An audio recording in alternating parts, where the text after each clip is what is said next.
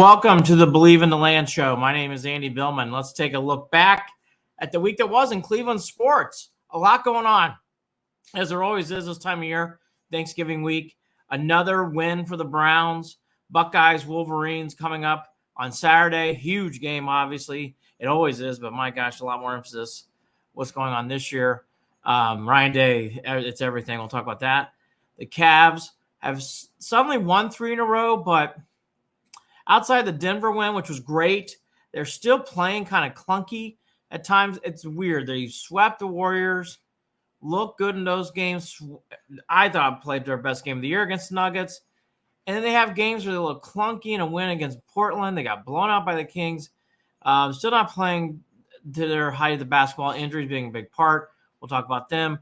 Guards made some changes. No more Quantrill. Ramon Laureano coming back. No more De Los Santos, Scott Barlow, hello. We'll talk about all that. But it all begins and ends with the Browns. The Browns have won some big games here in the last 2 weeks. To beat the Ravens, to beat the Steelers, and then to have to play the Broncos for this 80s kid. What a gauntlet of hate. This really turns up next week. We're going to Denver. But first, you got to digest the victory. And it was a great team victory again for the Browns. And I think a lot of the credit should go to this coaching staff. It's not easy right now getting the Browns into the victory circle, and they're doing it by means of one game at a time, which is now appropriate. It actually fits Stefanski's theme a lot because they can't plan outside of that. They really can't go outside of the box. They can't do fancy schemes right now. Keep it basic. And, when the Browns keep it basic with Stefanski, they actually do pretty successful stuff as they did on Sunday. In the COVID year when they made the playoffs, a lot of the injuries and nicks and knacks were on the defensive side. Boy, this year it's all on the offensive side, as we know. And DTR, for a rookie making his second ever start, he's only started again. For people who are making judgments on DTR, reminder, they've only played two of the toughest teams in the AFC. The top build Ravens, as right now currently they are the number 1 seed, and the Steelers are one of the best defenses in the league. So to judge DTR completely on 2 games against 2 teams that are very, very good, I just want to remind you, this is not an easy way to start your career. And DTR, my gosh, no sympathy. He has had tough matchups. So if you want to tear down his performance, I don't know if it's being exactly fair against the opponent. That aside, let's judge him. He had a nice game. He really had a bounce back. He needed it. You can tell he's intelligent. He used his athletic ability to keep plays going, which was good. He had a moment or two in the third quarter where he did get a little, let's just say, robotic. His passes were not set up for success. There was 2 or 3 balls that should have been picked off by the Steelers, and they weren't. Finally, a tip ball was. So he got away with some stuff there. Yeah, he did. But DTR did what he had to do in the final drive. That's all you can really ask for in these teams. Don't take lightly driving the ball down the field, score the game-winning field goal. Because Pickett couldn't do that. And that was a big difference in the game. Pickett was unable to drive the Steelers down the field. DTR was. That was the difference in the game. That was everything in this game. And the Steelers really don't have many excuses. The Browns, no Watson, no Nick Chubb, and they're still doing it at a high level late in the game is beautiful to see. DTR has a lot of ceiling here. I think you got to keep seeing him play. And in this game, he did a good job for a rookie in his second start. His numbers are not good. His numbers are not something that's going to go on some fancy show where they're going to bring out the DTR red carpet. But DTR won the game, and that's what you have to do in these situations right now. Survive and advance. It's only a second game. Not going to get easier going to Denver. That's going to get a lot more challenging probably. Then you might get the chance, and I underline the word might, might get to take the chance to take a breath against the Rams. But DTR did, I thought, for a second start, did about as well as you can do. And Stefanski deserves a lot of credit along with Alex Van Pelt. They kept the game plan simple. Underneath, short. DTR's not ready yet for that explosive down the field plays yet, which the Browns are going to have to eventually do. There's only so long you can do this. But, you got to survive in advance. You just have to. And the Browns are playing to the strength that is the defense, which is very smart. Very, very smart. Allow your defense to win the game. Get your field goal kicker in positions to kick and just do that. Do not allow goofy plays or dictation of weirdness to really allow the offense to muddy the game. I like the play calling too. Some of the Wildcat, I would order more of that. The Browns actually had to pass more in this game because the Steelers took it away. The Browns are going to have to run the ball better next week against the Broncos. Absolutely. Absolutely, yes. But they're doing a great job. And the defense again was wonderful. And the tone of the defense was set by Myles Garrett, who is on his way to having a all-pro season. I would think an MVP season. A lot of games left to be determined. But right now, he's in a good position to win MVP too. Defensive MVP. Myles Garrett's sack to start the game was great. Should have been a safety. Poor refereeing in that spot. I would actually argue maybe Najee Harris. I thought Harris, though, that was more debatable. But the first play was not. I don't know how that – I don't understand what the referee saw there. But anyways, thankfully it didn't make a difference in the game.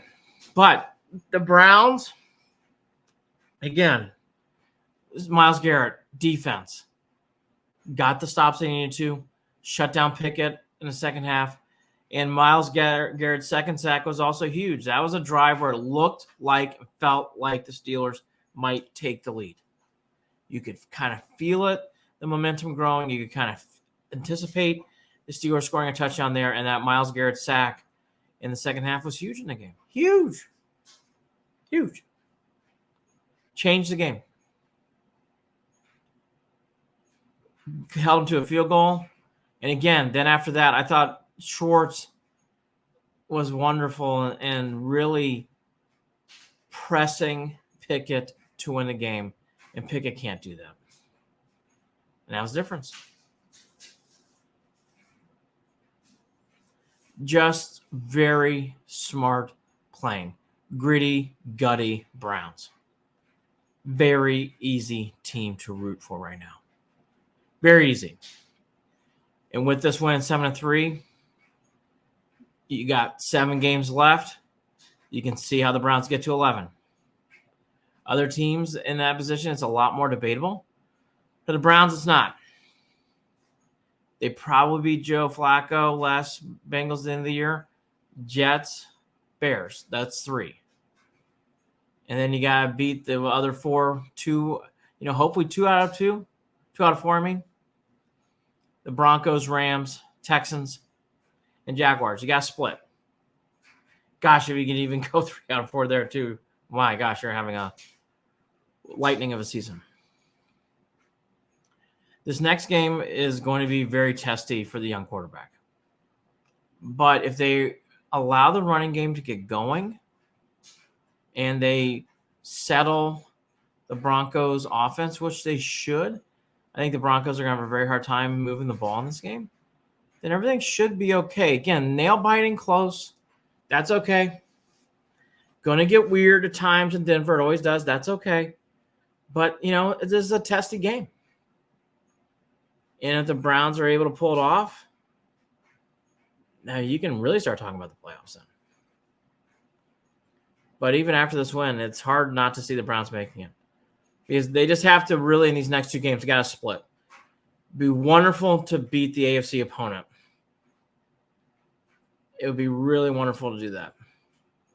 It was great to see Jim Donovan, Nick Chubb. All that stuff was cool, and all of it played a part in this game. This game was about the emotion of the Browns needing a win. And it actually silenced some demons throughout time. Usually in games like this, that for some reason, it's always been earmarked that the Steelers will win. Well, not the case. The Steelers were more healthy. The Steelers had more time. They played a Thursday night game before. Really, all the goodies were given to the Steelers in this game, and they still couldn't win. That's why the fan base is going crazy today. They're going crazy. Great win for the Browns. Now to Flacco. The Browns have to ride DTR out. And that is not easy when you're in a playoff hunt. But you have to see what this kid can do. In his first 2 games were against the Ravens and Steelers. So it's hard to get a good, full idea of what this is yet. They're going to have to write him out. At some point, does Flacco come in? Possibly. Don't know if it's a given, as many other people are saying. DTR could play this out. Let me repeat that. DTR could play this out. That was a big improvement from week 1 start against the Ravens to his second start against the Steelers. Now, a road start's very different. And he's going to face new challenges. And the Broncos defense has been, has been tougher lately, but they're not the Ravens or the Steelers. Still good. So there's getting challenges on the road is always there. However, I think DTR we need to ride this out now. Need to see what this kid can do. And it's gonna play a big part in these last 7 games here, because if he continues to win, you're gonna really see the ride and a wave of emotion come out. To go to Flacco, which would be fine, is gonna really put all the eggs into the Flacco basket. Because once you go to Flacco, it's gonna be hard to go back. Once you start with Flacco, you can't really switch again. So you have to ride this DTR thing out as long as you can. That's why it's important to ride him out. Because, again, once you go to the veteran Flacco, you're done. You're locked. You can't. What are you going to say? Oh, you know what? We changed our mind? Come on. Flacco is like that emergency release valve on the airplane. Only use if needed. That's kind of what Flacco is. They need to write this out with DTR. And I think that's fine. That is the move now. Be very shocked if we saw PJ Walker again this season. It is DTR, Flacco, or bust. The one game mentality is really helping. The Browns are ultra focused. You can tell that is going to help because of all the injuries. There is no overlooking an opponent right now. That might come into play later in the year. I hope not, but it might. But it will not this week with the Broncos. Not a road game like this. So the Browns are very focused, which is great to see. And they're beating big opponents. I mean, to beat the Ravens and Steelers in back-to-back weeks like this, I mean, talk about threading the needle. It's amazing. Really is amazing. They're a half game out of the number 1 seed in the AFC. Amazing. And they've earned it. The ceiling is high for DTR. I want to remind people that.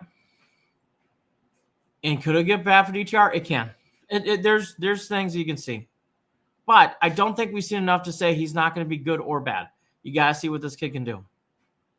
Very hard to judge after 2 games for a rookie quarterback. Need to see some more. And again, I think his intelligence and his athletic ability, I think it's going to be more here than what people think. And people are already ready to go to Flacco. I don't think it's going to be as quick as people are realizing. Again, that's emergency use only, which might happen. But it's emergency use only right now. Great win against the Steelers with a ride of momentum. They've had 4 wonderful wins this year. The Niners, Colts, Ravens on the road, and now the Steelers at home. Just a great wave. And again, for us 80s kids to play the Broncos, what a gauntlet of hate. Oh, gosh. Hate Denver. Hate them. We'll talk about more as we lead up to the week. Great win for the Browns. It's been so much fun to watch this team keep continuing on their season. Great win. Just a wonderful win, and it's very likable team right now. They're always likable when they win, though, isn't it? Great win for the Browns. On to Denver. Buckeyes. Buckeyes did what they had to do against the Gophers. There's nothing to break down. McCord ankle rolled up. I think he'll be okay. Henderson's really getting into that second gear. He had a great run to start off the second half that really set the tone for that game. On to Michigan, who didn't play its best against Maryland. Maryland's not very good. They're kind of overrated in a conference that's not good. But they can hang around their athletic ability. What I saw against Maryland is a reason why I think the Buckeyes are going to be just fine in this game. I think the Buckeyes are going to beat Michigan. I really do. No Harbaugh, revenge, and the biggest game for Ryan Day's career. If you're Ryan Day, you cannot lose 3 straight to Michigan. Can't do it. Can't do it. Can't. Got to beat the Wolverines in Ann Arbor. It's everything. Saturday at noon is everything. And it's a very unique position for the Buckeyes. America and the country will be rooting for Ohio State.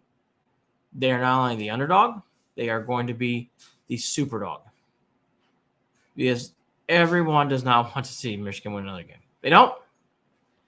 There'd be nothing more than college football wants than to see the exit of Michigan coming out on Saturday. So because of that, for the first time in this game in a while, Ohio State is the underdog. And a lot of people are going to be rooting for Ohio State. A lot of people.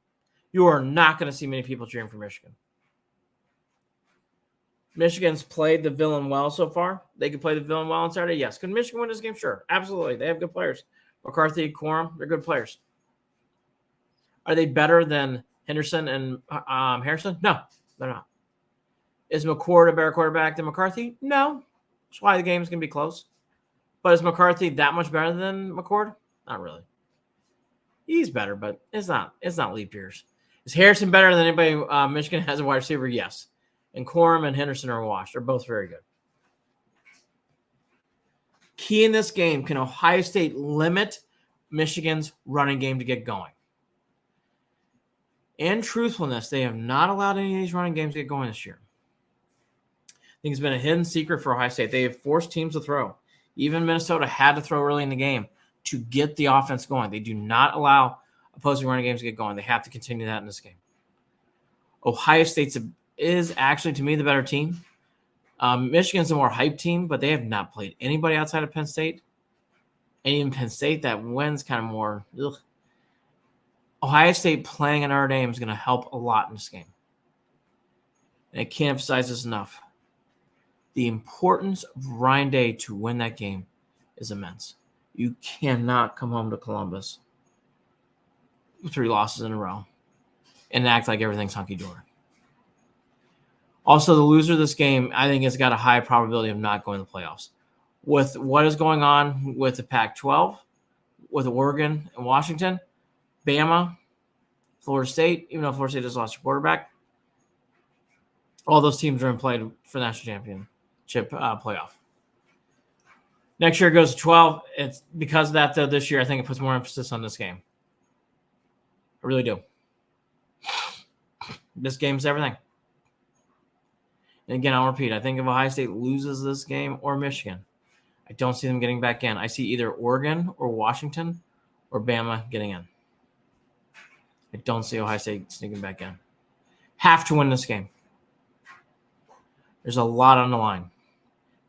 And again, even though they'll be on the road, the whole country will be rooting for Ohio State. They'll win this game, in my opinion. I think they're the better team. And I think Michigan, the only way they win is if they do what they've been doing all season. Control the clock, suffocate the Buckeyes, but they really don't give up those kind of run plays. I don't see that changing. Just do not see that changing on Saturday. That's the Buckeyes. We'll be doing a lot of that leading up to the Michigan game. Cavs. Strange week. There's 2 folds to this scenario.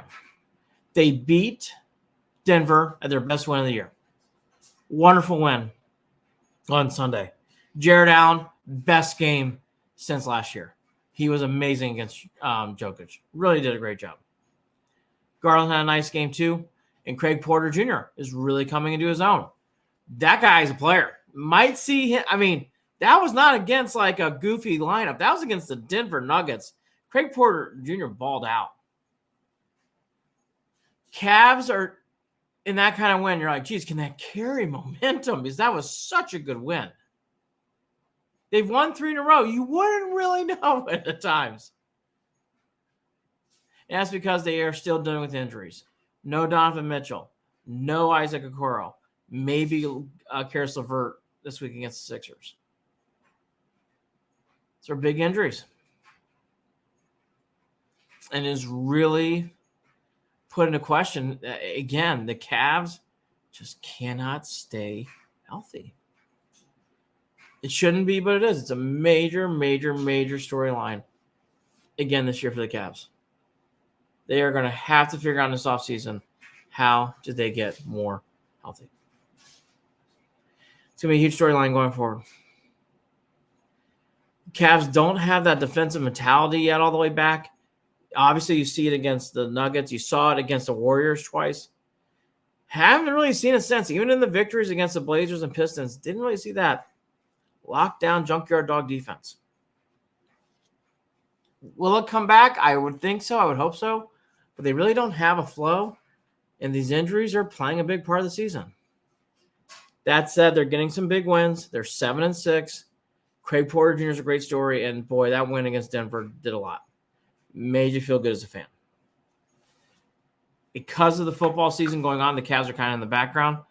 But that said, these are big games coming up. Big games. You got the Sixers, Heat, and the Lakers all this week. And you got the Raptors on back-to-back. You have 2 back-to-backs this week. Tuesday, Wednesday, Saturday, Sunday. Tricky week for the Cavs. Got to get healthy. Craig Porter Jr., though, is exciting. I really like him. I can really see him doing big things down the road for the Cavs. And that's not just, again, against goofy opponents. He did that against the Nuggets. And he has a great move where he can dive into the paint and hit like a little jumper mid-range game. I love his mid-range game. That's coming back in basketball, which is a delight. Mid-range basketball off the glass, nothing wrong with it. Glad to see the youngsters doing that now. Good to see. It's a missing part of the game. Needs to come back. That's your Cavs. Sixers, Tuesday night. Back home against the Heat on Wednesday. Then LeBron, Lakers. Guards real quickly. Cal Quantrill, no longer on the team. I thought that was a surprising move. That probably means Bieber's coming back. We'll have to see what that means for the team. I thought they would make a trade for Bieber. They are not. This Diamond Valley story is not going away. That's impacting this club's ability to spend money. They admitted it so much publicly, so it's not just rumor. And then the Guardians also made a trade for Scott Barlow. Are they going to bring in another outfielder? I don't know now. Looks like they're going to keep Biebs. I'm surprised about that. Quantrill really showed a lot of fight in September. He had a really good ERA and record. Is he a top 2 starter? No, he's not. Is he probably like, a 3 or 4 starter? And with the talent coming in, does he really fade into the background? Yes, but that's why I kind of liked it. Bieber being here, you got to start Bieber's number 1. Then you got Bybee, Williams, and Allen. Does that take the stress off the youngsters? It absolutely does, yes. And you got McKenzie too. So I get it. And it makes their starting pitching very, very strong. But Bieber's not coming back after this year. So it's surprising they're not – I don't think they're going to trade him now. Unless they're going to start Xavier Curry at the 5. Which, again, I would not be opposed to. I think Curry would be a better starter right now.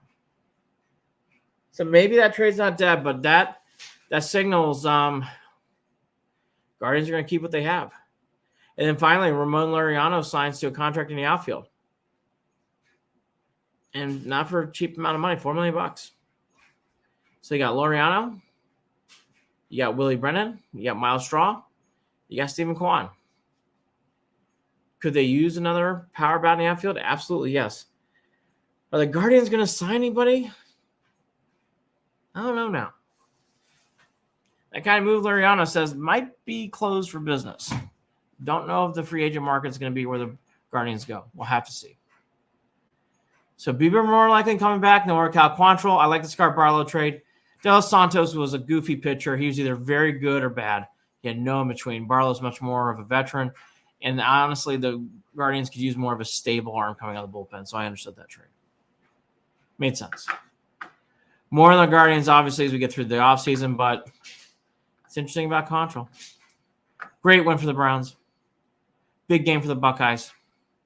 Cavs still trying to find themselves with injuries.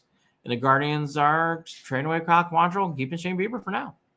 That's the week that was in Cleveland sports. My name is Andy Billman. We'll be back here next week. Have a great Thanksgiving week. We'll be talking a lot about two teams we do not like, Denver and Michigan. Have a great week.